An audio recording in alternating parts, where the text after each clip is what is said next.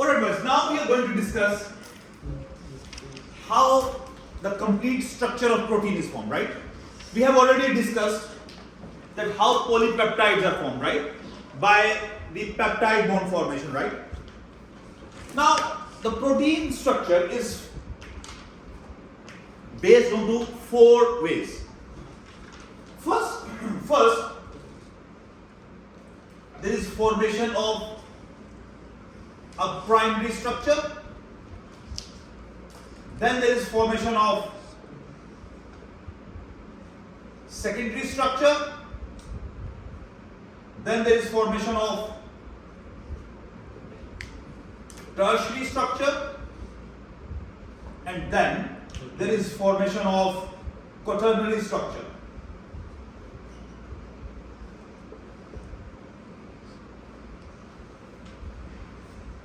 Now, quaternary structure is the final structure where the functional protein is being produced.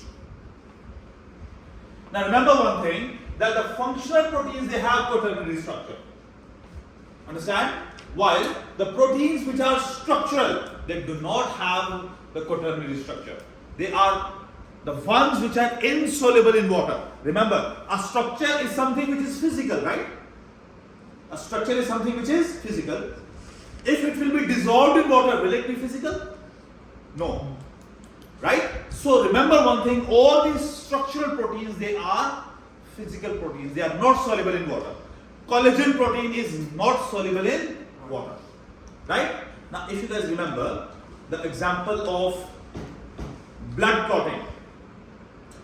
In our blood there is a protein fibrinogen. Remember that or not? Yes. It changes into a protein called fibrin. Now, fibrinogen was soluble in water. Fibrin is not soluble, insoluble in water.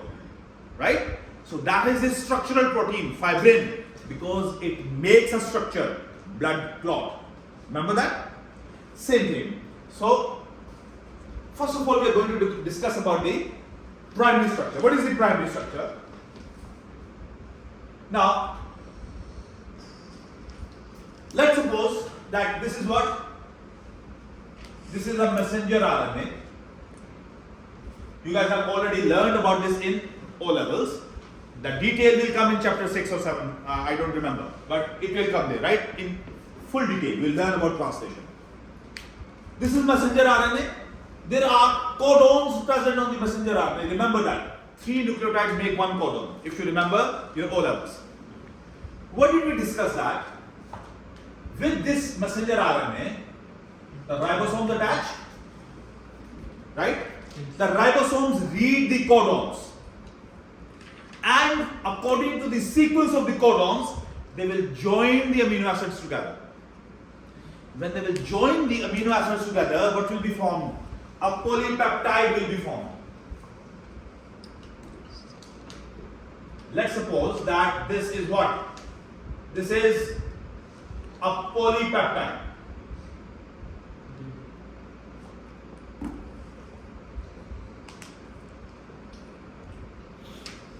This is what?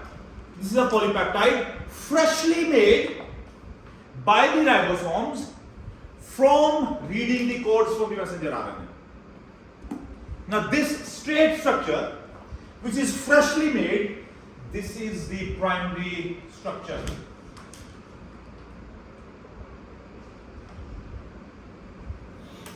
This is what?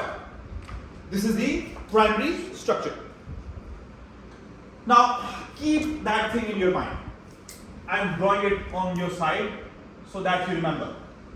C double bond O, OH, R,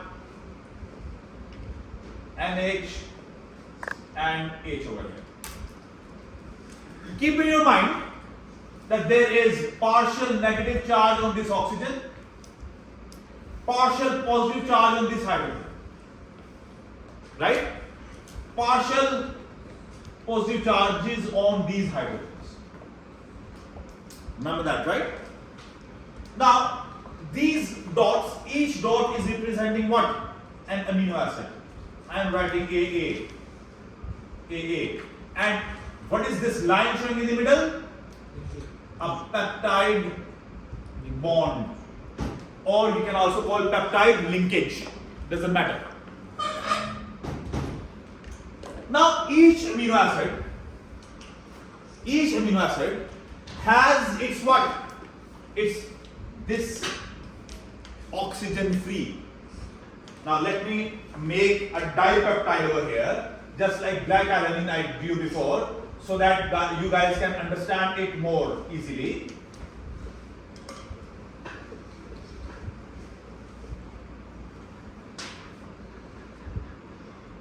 Let's suppose that this is CH3, hydrogen, hydrogen.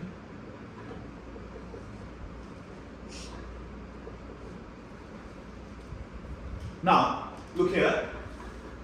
What is this? Partial negative charge. Right? What is this? Partial positive charge. Now, in one chain, in same chain, there are partial positive charges, there are partial negative charges. Now, what can happen? That these amino acids, they can make hydrogen bonds within the same chain. They can make hydrogen bonds within the same chain. How? Let me show you. What will happen? That this straight chain will change into a helical structure. We have learned the word helical before. Where? In DNA. Right? Twisted structure. So this helical structure will be formed. This is called as alpha helix. What is it called? Alpha helix. Now, let's suppose that over here there is an amino acid and its carboxyl oxygen is over here. Right? There is another amino acid some place over here. Its nitrogen group is over here and its hydrogen is over here. Right? Now, remember, it has partial negative charge. Remember that this has partial positive charge. Right? So what will happen? There will become a bond, a weak hydrogen bond in between this oxygen of the carboxyl group and hydrogen of the amino group. Right? Same thing can happen from here. That let's suppose that there is what?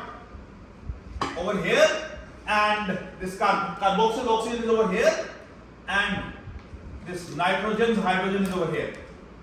What can happen? Another weak bond over here. A bond can be made over here. Carboxyl oxygen over here, nitrogen hydrogen over here. Partial charges difference, a bond over here. So because of these hydrogen bonds,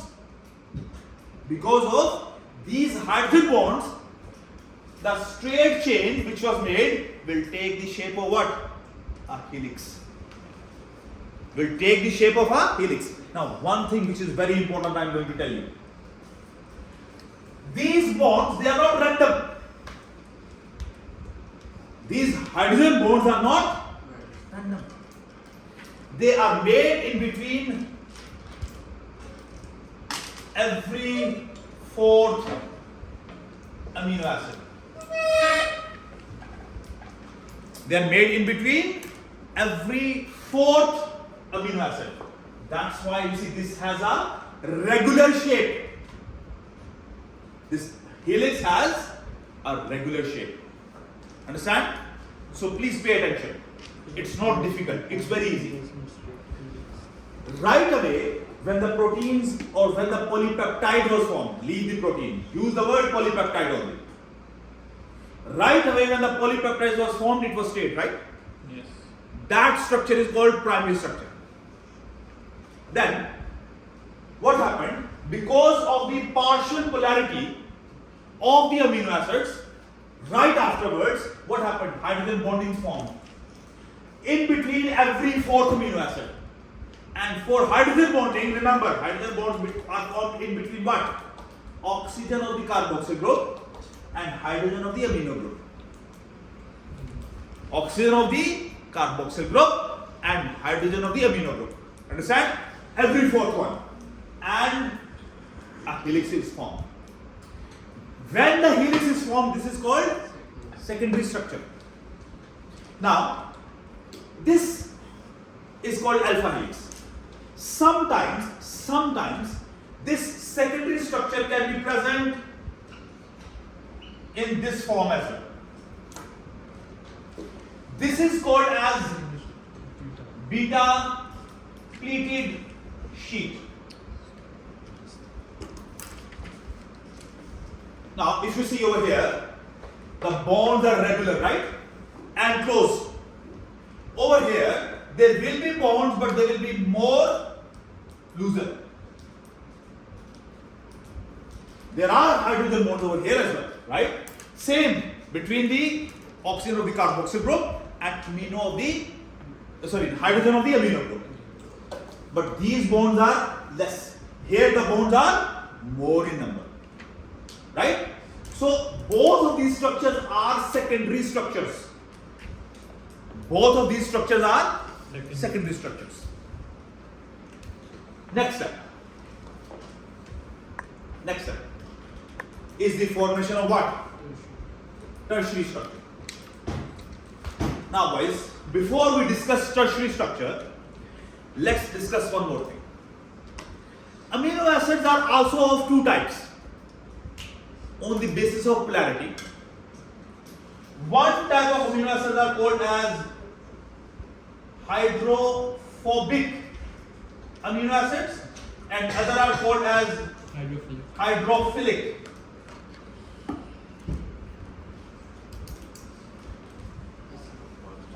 sir इसके students को ना Tuesday वाले दिन एक pro forma दिया था वो वापस करेक्ट करना है. Did you guys bring that? I didn't get. I was absent on the period. Sir fine ठीक है जिसके पास है सिर्फ वो दे दो. Okay. Alright guys, so please pay attention. The hydro means water. You know that, right? And the word phobic means what? Hating. You may have learned this in chemistry before. Hydrophobic, water hating. The molecules, a molecule that hates the water. The question is, why a molecule will hate the water? Because that molecule will be what? Non-polar. That molecule will be what? Non-polar. So amino acids can be polar and also can be non-polar. Now that non-polarity of an amino acid depends on its R group. Non-polarity of an amino acid depends on its R group. Now if the R group is non-polar, overall amino acid we will call it as non-polar. Right? And if an R group is polar, overall polarity will be what? Polar. Right? So hydrophilic again, hydro means what? Water. And the word philic, it means loving. Water loving. And these amino acids are what? Polar amino acids. Now remember one thing, that when this reaction was taking place of making the amino acids join together by making the peptide bonds, peptide linkages, where was it taking place? In the cytoplasm. Where was it taking place? In the cytoplasm. Cytoplasm contains 80 to 90% water. Right? So in the water, in the same polypeptide, there are some amino acids that are hydrophobic. There are some amino acids that are hydrophilic. Right? So there is interaction. Hydrophobic interaction with water and hydrophilic interaction between water. So what will happen? Those amino acids that are hydrophilic, they will be attracted towards the water. And those amino acids that are hydrophobic, they will be going away from the water. During these interactions, hydrophobic and hydrophilic interactions, this alpha helix chain, it will do what? It will change into a globular structure. Sir, which one? whatever, you see, same polypeptide before it was this, it changed into this. Now this changed into this. So what is Understand? the beta pleated shape? It can, beta pleated can also change into this. Just keep it simple, comes from here. Now, please pay attention. I'm not finished yet. When it has changed into a globular structure, what has happened? Remember, around it there is water. I am drawing water like this. Partial positive, partial negative, partial positive. I am drawing water like this to make you understand. All around there are water molecules which are polar. So what will happen? Polar amino acids, they will remain to the outer surface of this globule, right? And non-polar, they are hydrophobic. They hate water. They will tend to remain inside the globule so that they don't have to interact with the water. So what is non-polar? Amino acids. Which one? Pay attention here. Two types of amino acids are there. One which are hydrophobic, one are hydrophilic. Hydrophobic are non-polar. Their R groups are non-polar, right? And hydrophilic, their R groups are polar, right? So what will happen as this whole system, this whole thing is present there in the cytoplasm? There is water, so there is water around it. So this chain will bend or twist in such a way that it will become a small globule. And this globule, outer surface will have all the polar amino acids, and the inner surface will have all the non-polar amino acids. So there is hydrophobic interactions and hydrophilic interactions. Now, enemy of my enemy is my friend, right? So as they are non-polar, right, all of them, but they hate water altogether, so they will tend to stay together, right? Because they are non-polar, right? And they are hating water, all of them. So they will try to, and they will tend to stay together, and they will remain inside, and polar will come outside. Now this is what? This is the tertiary structure.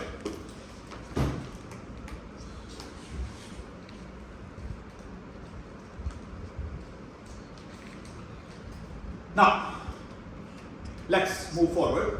Please give me three more minutes. Remember one thing. Just take the example of hemoglobin.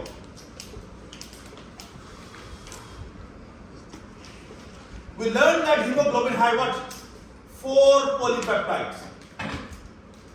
Remember that or not? Yes. There were 2 alpha chains and 2 beta chains. Now, each alpha chain will go to this process and will be a tertiary structure of it. Understand? Each beta chain will go into this process and there will be a tertiary structure of it. So it means that there will be 4 tertiary structures will be there. Right? Now, let me show you with the black color that let's suppose that this is what? This is an alpha chain's tertiary structure, one alpha chain. This is another alpha chain. It is its tertiary structure, right? There is, now I am using the blue color to show what? Beta chain's tertiary structure. Another beta chain, its tertiary structure. So, the polypeptides which were made, they have been changed into what? Tertiary structures. Now what will happen? When these all 4 polypeptides, their tertiary structures, they will join together, they will make the quaternary structure. Remember, I told you in the beginning, a single polypeptide is nothing unless all the polypeptides of a protein join together. So what will happen in the next step? I can show over here that this and this, now they are joined together. And how they have joined together, who will remind me? How these polypeptides have joined together? Disulfide bridges. These will be joined by disulfide. Let me show you these red lines as disulfide bridges. Interesting or not? Yes. So when they will join together by disulfide bridges, a complete structure is formed, and this is the quaternary structure. Understand?